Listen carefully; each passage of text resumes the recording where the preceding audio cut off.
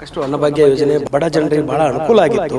ಈಗ 10 ಕೆಜಿ ಕೊಡ್ತಾ ಇದ್ದೀರಿ ಸರ್. ಯಾರು ಕೂಡ ಹಸಿವಿನಿಂದ ಮಲಗಬಾರದು. ಕಾನೂನುಬದ್ಧವಾಗಿ ಅವರಿಗೆ ಊಟ ಸಿಗಬೇಕು. ಫೆಬ್ರವರಿ ತಿಂಗಳಿಂದನೇ 5 ಕೆಜಿ ಹಣಕ್ಕೆ ಬದಲು ಅಕ್ಕಿಯನ್ನು ಕೊಡ್ತೀವಿ. BPL ಕಾರ್ಡ್ಗಳದ್ದು ಒಂದಿಷ್ಟು ಹಾವಳಿ ಜಾಸ್ತಿ ಆಗಿದೆ. ಯಾವ ರಾಜ್ಯದಲ್ಲಿ ಕೂಡ ಇಷ್ಟು ಜನ BPL ಇಲ್ಲ. 75% ಹತ್ತತ್ರ ಇದ್ದೀವಿ. APL BPL ಸೇರಿದ್ರೆ 5.5 ಕೋಟಿ ಜನ ಇದ್ದಾರೆ. ರಾಜ್ಯದ ಮಹತ್ವಾಕಾಂಕ್ಷಿ ಯೋಜನೆ ಅನ್ನಭಾಗ್ಯ ಅಕ್ಕಿ ಯೋಜನೆ. ಅನ್ನಭಾಗ್ಯ ಅಕ್ಕಿ ಯೋಜನೆಯಡಿ ಇಲ್ಲಿವರೆಗೆ ರಾಜ್ಯ ಸರ್ಕಾರ 5 ಕೆಜಿ ಅಕ್ಕಿ 5 ಕೆಜಿಗೆ ಹಣವನ್ನು ನೀಡ್ತಾ ಇತ್ತು. ಇದೀಗ ಅಕ್ಕಿ 10 ಕೆಜಿ ಅಕ್ಕಿಯನ್ನು ಕೊಡುವಂಥ ಕೆಲಸಕ್ಕೆ ಮುಂದಾಗಿದೆ. ನಮ್ಮ ಜೊತೆ ಈ ವಿಚಾರಕ್ಕೆ ಸಂಬಂಧಪಟ್ಟಂತೆ ಮಾತನಾಡಲು ಆಹಾರ ಮತ್ತು ನಾಗರಿಕ ಸರಬರಾಜು ಇಲಾಖೆಯ ಸಚಿವರಾದ ಮುನಿಯಪ್ಪ ಸರ್, ಯಾವಾಗಿಂದ ಇದನ್ನು ಆರಂಭ ಮಾಡ್ತಿದ್ದೀರಿ? 170 ರೂಪಾಯಿ ಇಲ್ಲಿವರೆಗೂ ಕೊಡ್ತಾ ಇದ್ರಿ, ಈಗ 3 ತಿಂಗಳಿಂದ ವಿಳಂಬ ಆಗಿದೆ ಅನ್ನುವಂಥ ಮಾತು ಕೂಡ ಕೇಳಿ ಬರ್ತಾ ಇರುವಂಥದ್ದು. ಈಗ ಮಾನ್ಯ ಮುಖ್ಯಮಂತ್ರಿಗಳು ಒಂದು ತೀರ್ಮಾನವನ್ನು ತೆಗೆದುಕೊಂಡು ನಮಗೆ ಆದೇಶ ಮಾಡಿದ್ದಾರೆ. ಕೇಂದ್ರ ಸರ್ಕಾರ ಅಕ್ಕಿ ಕೊಡ್ತೀವಿ ಅಂತ ಹೇಳಿದ್ದಾರೆ. ವಿಚಾರ ಮಾಡಿ ಅಕ್ಕಿಯನ್ನು ಕೊಡೋದಕ್ಕೆ ಏರ್ಪಾಟ್ ಮಾಡಿ ಇಷ್ಟು ದಿನ DBT ಕೊಟ್ಟಿದ್ದೀವಿ. ಅಕ್ಕಿ ಅವ್ರು ಕೊಡ್ತೀವಿ, ಮೊದಲು ಕೊಡಲಿಲ್ಲ ಅವರು, ಈಗ ಕೊಡ್ತೀವಿ ಅಂತ ಬಂದಿದ್ದಾರೆ. ನಮ್ಮ ರಾಜ್ಯದವರೇ ಮಂತ್ರಿ ಇದ್ದಾರೆ, ನಮ್ಮ ಪ್ರಹ್ಲಾದ್ ಜೋಶಿ ಅವರು ಕೂಡ ನಾನು 2 ಸಾರಿ ಭೇಟಿಯಾಗಿದ್ದೆ. ಅಕ್ಕಿ ಕೊಡ್ತೀವಿ ಅನ್ನೋ ಮಾತನ್ನು ಹೇಳಿದ್ದಾರೆ. ನಾವು ಈಗ ಅಕ್ಕಿ ಕೊಡೋದಕ್ಕೆ ಫೆಬ್ರವರಿಯಿಂದ ತೀರ್ಮಾನ ಮಾಡಿದ್ದೀವಿ. 2,10,000 ಮೆಟ್ರಿಕ್ ಟನ್ ನಮಗೆ ಪ್ರತಿ ತಿಂಗಳು ಬೇಕಾಗ್ತದೆ, ಅಷ್ಟನ್ನು ಕೊಡ್ತೀವಿ ಅಂತ ಹೇಳಿದ್ದಾರೆ. ಫೆಬ್ರವರಿ ಮತ್ತು ಫೆಬ್ರವರಿಯಿಂದ ಶುರುವಾಗ್ತದೆ. ಈ ತಿಂಗಳಿಂದಾನೇ ಅಕ್ಕಿ ಖರೀದಿ ಮಾಡ್ತೀವಿ, ಕೊಡೋದು ಮಾರ್ಚಿಯಲ್ಲಿ ಕೊಡ್ತೇವೆ. ಇದು ಸಾಕಷ್ಟು ಅನ್ನಭಾಗ್ಯ ಯೋಜನೆ ಬಡವರಿಗೆ ಏನು ಬಡ ಜನರಿಗೆ ಭಾಳ ಅನುಕೂಲ ಆಗಿತ್ತು. ಮೊದಲು 5 ಕೆಜಿ ಅಕ್ಕಿ ಸಿಗ್ತಾ ಇಲ್ಲ ಅನ್ನುವಂಥ ಗೊತ್ತು, ಈಗ 10 ಕೆಜಿ ಕೊಡ್ತಾ ಇದ್ದೀರಿ ಸರ್. ನಮ್ಮ ಉದ್ದೇಶ, ಹಿಂದೆ ಕೇಂದ್ರ ಸರ್ಕಾರದಲ್ಲಿ ನಾನು ಮಂತ್ರಿ ಇದ್ದೆ. ನ್ಯಾಷನಲ್ ಫುಡ್ ಸೆಕ್ಯೂರಿಟಿ ಆ್ಯಕ್ಟ್ ಅಂತ ತಂದಿದ್ದು ಕೇಂದ್ರದಲ್ಲಿ ಮನಮೋಹನ್ ಸಿಂಗ್ ಅವರು, UPA ಗೌರ್ಮೆಂಟು, ನಾನು ಅದರಲ್ಲಿ ಮಂತ್ರಿ ಇದ್ದೆ. ಇದರ ಮೂಲ ಉದ್ದೇಶ ಅಂದರೆ ಯಾರೂ ಕೂಡ ಹಸಿವಿನಿಂದ ಮಲಗಬಾರ್ದು, ಕಾನೂನುಬದ್ಧವಾಗಿ ಅವರಿಗೆ ಊಟ ಸಿಗಬೇಕು. ಅಂತಹ ಕಾಲದಲ್ಲಿ ಅದನ್ನು ನಾವು ಸಬ್ಸಿಡಿಯಲ್ಲಿ ಕೊಟ್ಟರೆ ಎಲ್ರಿಗೂ ಮುಟ್ತದೆ ಅಂತ PDS ಮುಖಾಂತರ 2013ರಲ್ಲಿ ಘೋಷಣೆ ಆಯಿತು. ಅದನ್ನು ಮೊಟ್ಟ ಮೊದಲು ರಾಜ್ಯ ಪ್ರಾರಂಭ ಮಾಡಿದ್ದು ಕಾಂಗ್ರೆಸ್ ಸರ್ಕಾರ, ಸನ್ಮಾನ್ಯ ಮುಖ್ಯಮಂತ್ರಿಗಳಂತ ಸಿದ್ದರಾಮಯ್ಯನವರು ಆಗ ಮುಖ್ಯಮಂತ್ರಿಗಳಾಯಿತು. ಅವರ ಪ್ರಮಾಣ ವಚನ ಆದ ಮೊದಲನೇ ತೀರ್ಮಾನ, ನಾವು ಅಕ್ಕಿಯನ್ನು ಒಪ್ಪತ್ತಾಗಿ ಕೊಡಬೇಕನ್ನೋ ಒಂದು ತೀರ್ಮಾನವನ್ನು ಮಾಡಿದ್ವಿ. ಅದನ್ನು ಮಧ್ಯದಲ್ಲಿ ನಾವು ಬರಲಿಲ್ಲ. ಮತ್ತೆ ನಾವು ಅಧಿಕಾರಕ್ಕೆ ಬಂದಾಗ 5 ಕೆಜಿಯನ್ನು 10 ಕೆಜಿ ಕೊಡಬೇಕಂತ ಘೋಷಣೆ ಮಾಡಿದ್ವಿ. ಕೇಂದ್ರ ಸರ್ಕಾರದಲ್ಲಿ ಅಕ್ಕಿ ಇದ್ದರೂ ಕೂಡ ಅವರು ಕೊಡಲಿಲ್ಲ. ಆ ಸಂದರ್ಭದಲ್ಲಿ ಬದಲಾಗಿ ಮಾತು ಕೊಟ್ಟಿದ್ದೀವಿ ಅಂಥೇಳಿ ಅದು ಸಮಾನವಾಗಿ ನಾವು ಹಣವನ್ನು DBT ಟ್ರಾನ್ಸ್ಫರ್ ಮಾಡಿ ಅವರ ಅಕೌಂಟ್ಗೆ ಹಣವನ್ನು ಕಳಿಸಿ ಒಬ್ಬರಿಗೆ 170 ರೂಪಾಯಿನಂತೆ ನಾವು ಕಳಿಸಿದ್ದೇವೆ. ಈಗ ಕೇಂದ್ರ ಸರ್ಕಾರ ಅಕ್ಕಿ ಕೊಡ್ತೀವಿ ಅಂತ ಮುಂದೆ ಬಂದಿದ್ದೇನೆ. ನಾವು ಡಿಸಿಷನ್ ತಗೊಂಡ್ವಿ. ನಾವು ಈಗ ಅಕ್ಕಿಯನ್ನು ಕೊಡೋದಕ್ಕೆ ಏರ್ಪಾಟ್ ಮಾಡ್ಕೊಂಡಿದ್ದೀವಿ. ಫೆಬ್ರವರಿ ತಿಂಗಳಿಂದನೇ 5 ಕೆಜಿ ಹಣಕ್ಕೆ ಬದಲು ಅಕ್ಕಿಯನ್ನು ಕೊಡ್ತೀವಿ. ಆರಂಭದ ದಿನಗಳಲ್ಲಿ ಅಕ್ಕಿ ಗ್ಯಾರಂಟಿ ಯೋಜನೆಗಳಿಗೆ ಸಾಕಷ್ಟು ಟೀಕೆಯನ್ನು ಮಾಡಿತ್ತು ಕೇಂದ್ರ ಸರ್ಕಾರ. ಆ ವೇಳೆ ದಾಸ್ತಾನು ಇಲ್ಲ ಅಂತ ಹೇಳ್ತಿತ್ತು, ಇವಾಗ ದಾಸ್ತಾನು ಇದೆ, ನಾವು ಕೊಡ್ತೀವಿ ಅಂತ ಹೇಳ್ತಿದ್ದಾರೆ. ಇದರಲ್ಲಿ ಏನಾದರೂ ರಾಜಕೀಯ ಆಗಿದೆ ಅಂತಿದ್ದೀರಾ ಸರ್? ರಾಜಕೀಯ ಅಲ್ಲ, ಆಗ ಅಕ್ಕಿ ಇತ್ತು, ಕೊಡಲಿಲ್ಲ. ಈಗನೂ ಅಕ್ಕಿ ಇದೆ, ಈಗ ಕೊಡ್ತೀವಿ ಅಂತ ಹೇಳಿದ್ದಾರೆ. ನಾವು ತೆಗೆದುಕೊಂಡು ಜನಕ್ಕೆ ಕೊಡ್ತೀವಿ. ಸರ್, ರಾಜ್ಯಕ್ಕೆ ಎಷ್ಟು ಉಳಿತಾಯ ಆಗ್ಬೋದು ಸರ್ ಈ ಅಕ್ಕಿಯನ್ನು ಕೊಡೋದು? 150ರಿಂದ 200 ಕೋಟಿ ರೂಪಾಯಿ ಇದು ಸೇವಿಂಗ್ಸ್ ಆಗ್ತದೆ. ಆದರೆ ಅಕ್ಕಿ 40 ರೂಪಾಯಿ ಇದೆ ಕೆಜಿ.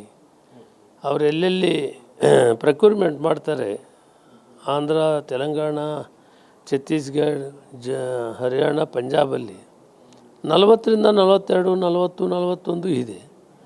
ಸಬ್ಸಿಡಿ ದರದಲ್ಲಿ ಅವರು 22 ರೂಪಾಯಿ ಕೊಡ್ತಾ ಇದ್ದಾರೆ. ಟ್ರಾನ್ಸ್ಪೋರ್ಟೇಷನ್ 2.5 ಬಿದ್ದು 25 ನಮಗೆ ಬೀಳುತ್ತದೆ 1 ಕೆಜಿ ಮೇಲೆ. ಸೊ ನಾವು ಬೇಕಾಗಿರೋ ಅಕ್ಕಿಯನ್ನು ಅವರಿಂದ ತೆಗೆದುಕೊಂಡು ಜನರಿಗೆ PDS ಮುಖಾಂತರ, ಫೇರ್ ಪ್ರೈಸ್ ಶಾಪ್ಗಳ ಮುಖಾಂತರ ವಿತರಣೆ ಮಾಡ್ತೀವಿ. ಸರ್, ಇವಾಗ BPL ಕಾರ್ಡ್ಗಳದ್ದು ಒಂದಿಷ್ಟು ಹಾವಳಿ ಜಾಸ್ತಿ ಆಗಿದೆ. ಒಂದು ಮನವಿಯನ್ನು ಕೂಡ ಹೇಳಿದ್ರಿ, ಪತ್ರಿಕಾ ಜಾಹೀರಾತು ಕೊಡ್ತೀವಿ ಅಂತ. ಶ್ರೀಮಂತರಿಗೆ ಈ ಪಾಲಾಗ್ತಿದೆ ಅನ್ನಭಾಗ್ಯ ಅಕ್ಕಿ. ನಾನಿವತ್ತು ಅಪೀಲ್ ಮಾಡಿದ್ದೇನೆ, ಒಂದು ಅಡ್ವರ್ಟೈಸ್ಮೆಂಟ್ ಕೂಡ ಕೊಡ್ತೀನಿ, ಮನವಿ ಮಾಡ್ತೀನಿ. BPL ಒಳಗಡೆ ಎಷ್ಟು ಜನ APL ಇದ್ದಾರೆ ಅವ್ರು ಹೊರಗೆ ಬರಲಿ, ಅವ್ರನ್ನ APLಲ್ಲಿ ಪಟ್ಟಿಯಲ್ಲಿರ್ತೀವಿ ಮತ್ತು APLಗೆ ಏನು ಸೌಲಭ್ಯ ಸಿಗಬೇಕು ಅದನ್ನು ಕೊಡೋಣ, ಅದನ್ನು ಕೊಡ್ತೇವೆ.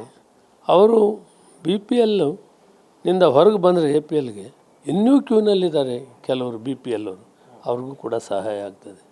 ಯಾವ ರಾಜ್ಯದಲ್ಲಿ ಕೂಡ ಇಷ್ಟು ಜನ BPL ಇಲ್ಲ. 75% ಹತ್ತತ್ರ ಇದ್ದೀವಿ. 4.5 ಕೋಟಿ ಜನ BPL ಕೆಳಗಡೆ ಬರ್ತಾರೆ. 6.5 ಕೋಟಿ ಜನ ಇರೋದ್ರಲ್ಲಿ APL BPL ಸೇರಿದರೆ 5.5 ಕೋಟಿ ಜನ ಇದ್ದಾರೆ. ಆದ್ದರಿಂದ ಅವರು APLಗೆ ಬರಲಿ, BPL ಇರೋರು ಅವ್ರಿಗೆ ಬೇಕಾಗಿರೋ ಸೌಲಭ್ಯಗಳು ಏನು ಬೇಕು ಕೊಡೋಣ. ಆದ್ದರಿಂದ ಬಡವರು ಇನ್ನೂ BPL ಇರೋರಿಗೆ ಸಹಾಯ ಆಗ್ತದೆ.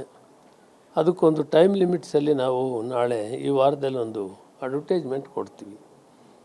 ಅಡ್ವರ್ಟೈಸ್ಮೆಂಟ್ ಆದಮೇಲೆ ಅದರೊಳಗಡೆನೂ ಬರೆದಿರಿದ್ರೆ ಡೀಟೈಲ್ ಇನ್ಸ್ಪೆಕ್ಷನ್ ಪಂಚಾಯತಿ ಲೆವೆಲ್ನಲ್ಲಿ ಮಾಡ್ತೀವಿ.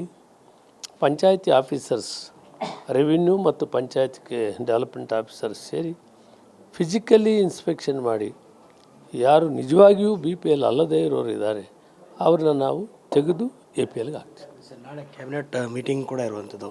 ಕ್ಯಾಬಿನೆಟ್ ಸಭೆಯಲ್ಲಿ ಏನಾದರೂ ಬಗ್ಗೆ ಚರ್ಚೆ ಮಾಡ್ತೀರಾ ಅಂತ? ಇಲ್ಲ, ಈಗಾಗಲೇ ಚರ್ಚೆ ಮಾಡಿದ್ದೀನಿ ಮುಖ್ಯಮಂತ್ರಿಗಳ ಹತ್ರ. ಕ್ಯಾಬಿನೆಟಲ್ಲಿ ಇದನ್ನು ಚರ್ಚೆ ಮಾಡೋ ತೀರ್ಮಾನ ಇಲ್ಲ. ಅವರು ಆದೇಶ ಕೊಟ್ಟರು, ಅಕ್ಕಿ ತಗೊಳ್ಳೋದಕ್ಕೆ ಏರ್ಪಾಟು ಮಾಡಿದ್ದೀವಿ. ಇದಕ್ಕೆ ಫುಡ್ ಕಾರ್ಪೊರೇಷನ್ಗೆ ಹಣನೂ ಕಟ್ತಾ ಇದ್ದಾರೆ. ಅದರದ್ದೇನೂ ಇಲ್ಲ, ನಡೀತಾ ಇದೆ. ಸರ್, ಈಗ ರಾಜ್ಯದಲ್ಲಿ ಒಂದು ವಿಚಾರ ಕೇಳಿ ಬರ್ತಂದು ಶೋಷಿತರ ಸಮಾವೇಶ ಮಾಡಬೇಕು ಅಂತ ಪರಮೇಶ್ವರ್ ಅವರಾಯಿತು, ಸತೀಶ್ ಜಾರಕಿಹೊಳಿ ಆಯಿತು, G. ಪರಮೇಶ್ವರ್ ಕೂಡ ದೆಹಲಿ ಪ್ರವಾಸವನ್ನು ಕೈಗೊಂಡಿದ್ದಾರೆ. ಹೈಕಮಾಂಡ್ ಇದಕ್ಕೆ ಅವಕಾಶವನ್ನು ಮಾಡಿಕೊಡುತ್ತಾ? ನೀವೇನಾದರೂ ದೆಹಲಿಗೆ ಹೋಗಿ ಹೈಕಮಾಂಡ್ ಬಳಿ ಮನವಿ ಮಾಡ್ತೀರಾ ಅಂತ? ಏನಿಲ್ಲ, ಈಗಾಗಲೇ ರಾಜಣ್ಣ ಮತ್ತು ಪರಮೇಶ್ವರ್ ಅವರು ಹೇಳಿದ್ದಾರೆ. SC/ST ಸಮಾವೇಶ ಚಿತ್ರದುರ್ಗದಲ್ಲಿ ಮಾಡಿದಂಥ ಐಕ್ಯತಾ ಸಮಾವೇಶ ಮಾನ್ಯ ACC ಅಧ್ಯಕ್ಷರೇ ಬಂದು ಇನಾಗ್ರೇಷನ್ ಮಾಡಿದರು. ಸುರ್ಜೇವಾಲ ಅವರು ನಮ್ಮ ಜನರಲ್ ಸೆಕ್ರೆಟರಿ ಇದ್ದರು. ಇದರ ಮೂಲ ಉದ್ದೇಶ ಏನಂದರೆ, ಯಾವ ವರ್ಗಗಳಿಗೆ ಗಾಂಧೀಜಿ ಚಿಂತನೆ, ಅಂಬೇಡ್ಕರ್ ಅವ್ರ ಚಿಂತನೆ ಈ ದೇಶದಲ್ಲಿ ಅವ್ರನ್ನ ಸಮವಾಗಿ ಕಾಣಬೇಕು, ಅವ್ರನ್ನ ಮೇನ್ ಸ್ಟ್ರೀಮ್ಗೆ ತರಬೇಕಂತ ಹೋರಾಟ ಮಾಡಿದ್ದು ಕಾಂಗ್ರೆಸ್ ಪಾರ್ಟಿ.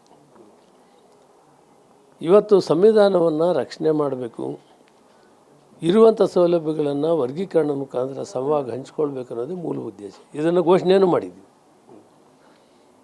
ಐಕ್ಯತಾ ಸಮಾವೇಶದಲ್ಲಿ ಮೊಟ್ಟ ಮೊದಲ ಘೋಷಣೆ ವರ್ಗೀಕರಣ ಮಾಡ್ತೀವಿ, ಎಲ್ಲರೂ 101 ಜಾತಿ ಹಂಚ್ಕೊಳ್ತೀವಿ ಅನ್ನೋದೇ ಘೋಷಣೆ. ಅದರ ಪ್ರಕಾರ ಸರ್ವೋಚ್ಚ ನ್ಯಾಯಾಲಯ ತೀರ್ಮಾನದಂತೆ ವರ್ಗೀಕರಣ ಅನಿವಾರ್ಯ ಮಾಡಲೇಬೇಕಾಗಿದೆ. ನಾಗಮೋಹನ್ ದಾಸ್ ಕಮಿಷನ್ ಅವ್ರನ್ನ ನಮ್ಮ ಜಸ್ಟಿಸ್ ನಾಗಮೋಹನ್ ದಾಸ್ ಅವ್ರಿಗೆ ಮಾಡಿದೆ. ಈಗ ಅವರು ಕೂಡ ಮಾಡ್ತಾ ಇದ್ದಾರೆ ಅದನ್ನು.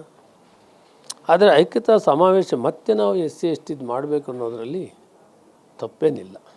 ಆದರೆ ಹೈಕಮಾಂಡು ನಮಗೆ ಆ ದಿನ ನಾವು ಐಕ್ಯತಾ ಸಮಾವೇಶವನ್ನು ಮಾಡಬೇಕಾದಾಗ ಹೈಕಮಾಂಡು ಸುರ್ಜೇವಾಲರನ್ನು ನಮಗೆ ಆದೇಶ ಮಾಡಿದ್ದು, ಈ ಸಮಾಜಗಳನ್ನ ಒಟ್ಟುಗೂಡಿಸ್ಬೇಕು, ಕಾಂಗ್ರೆಸ್ ಪಕ್ಷಕ್ಕೆ ತರಬೇಕು ಅಂತೇಳಿ ಮಾಡಿದರು. ಅದರಂತೆ ಇವತ್ತು ಕೂಡ ಹೈಕಮಾಂಡ್ ಅವರ ತೀರ್ಮಾನಕ್ಕೆ ನಾವು ಕಾಯಬೇಕು. ಹೈಕಮಾಂಡ್ಗೆ ಅಪೀಲ್ ಮಾಡಿದ್ದಾರೆ ಅವರು ಯಾವ ಟೈಮ್ ಕೊಟ್ಟರೆ ಅವಾಗ ಮಾಡೋಣ. ಅಖಿಲ ಭಾರತ ಕಾಂಗ್ರೆಸ್ ಅಧ್ಯಕ್ಷನ ಕರೆಯೋಣ, ರಾಹುಲ್ ಗಾಂಧಿಯವ್ರನ್ನ ಕರೆಯೋಣ, ಅವರೆಲ್ಲರನ್ನೂ ಕರೆಸಿ ನಾವು ಈ ಕಾರ್ಯಕ್ರಮವನ್ನು ಮಾಡೋದು. ಪಾರ್ಟಿ ಇಂಟ್ರೆಸ್ಟು ಮತ್ತು ಸರ್ಕಾರ ಮಾಡಿರುವಂಥ ಕಾರ್ಯಕ್ರಮಗಳನ್ನು ಕೂಡ ಆ ಸಂದರ್ಭದಲ್ಲಿ ಹೇಳೋದು. ಈ ಒಂದು ಡಿನ್ನರ್ ಸಭೆ ಮೀಟಿಂಗ್ಗಳ ವಿಚಾರಕ್ಕೆ ಹೈಕಮಾಂಡ್ ಬ್ರೇಕ್ ಹಾಕಿತ್ತು ಸರ್. ಈ ವಿಚಾರಕ್ಕೆ ಈ ಒಂದು ತಾರತಮ್ಯ ಆಗ್ತಾ ಇದೆಯಾ, ಬಣ ರಾಜಕೀಯ ಆಗ್ತಾ ಇದೆಯಾ ಅನ್ನುವಂಥದ್ದು? ಇಲ್ಲ, ಅದ್ರ ಬಗ್ಗೆ ನಾನೇನು ಕಾಮೆಂಟ್ ಮಾಡಲ್ಲ. ಹೈಕಮಾಂಡ್ ಬದ್ಧವಾಗಿದ್ದೇವೆ ನಾವು. ನಾನು 30 ವರ್ಷ ಹೈಕಮಾಂಡಲ್ಲಿ ಇದ್ದೋನು ಕೇಂದ್ರದಲ್ಲಿ. ನಾನು ಬೇರೆ ಏನು ಮಾತಾಡೋಕ್ಕೆ ಇಷ್ಟಪಡಲ್ಲ. ಹೈಕಮಾಂಡ್ ತೀರ್ಮಾನಕ್ಕೆ ಬದ್ಧವಾಗಿರ್ತೀವಿ. ಅದೇ ಸರಿ, CM ಬದಲಾವಣೆ ವಿಚಾರ, KPCC ವಿಚಾರ ಕೂಡ ಚರ್ಚೆ ಆಗ್ತಾ ಇದೆ. ಅದರ ಜೊತೆಗೆ ದಲಿತ CM ಕೂಗು ಕೂಡ ಕೇಳಿ ಬರ್ತಾ ಇರುವಂಥದ್ದು. ಇವೆಲ್ಲವೂ ಕೂಡ ಹೈಕಮಾಂಡೇ ತೀರ್ಮಾನ ಮಾಡಬೇಕು, ಅದು ಅವ್ರಿಗೆ ಬಿಟ್ಟಿದ್ದು. Thank you. ಇದಿಷ್ಟು ಹಿರಿಯ ಸಚಿವ ಮುನಿಯಪ್ಪ ಅವರ ಮಾತು. ಕ್ಯಾಮ್ರಾ ಪರ್ಸನ್ ಅಜಯ್ ಜೊತೆ ದುರ್ಗೇಶ್ ನಾಯಕ, guarantee news, Bengaluru. Guarantee news, ಸುದ್ದಿ ಖಚಿತ, ನ್ಯಾಯ ನಿಶ್ಚಿತ.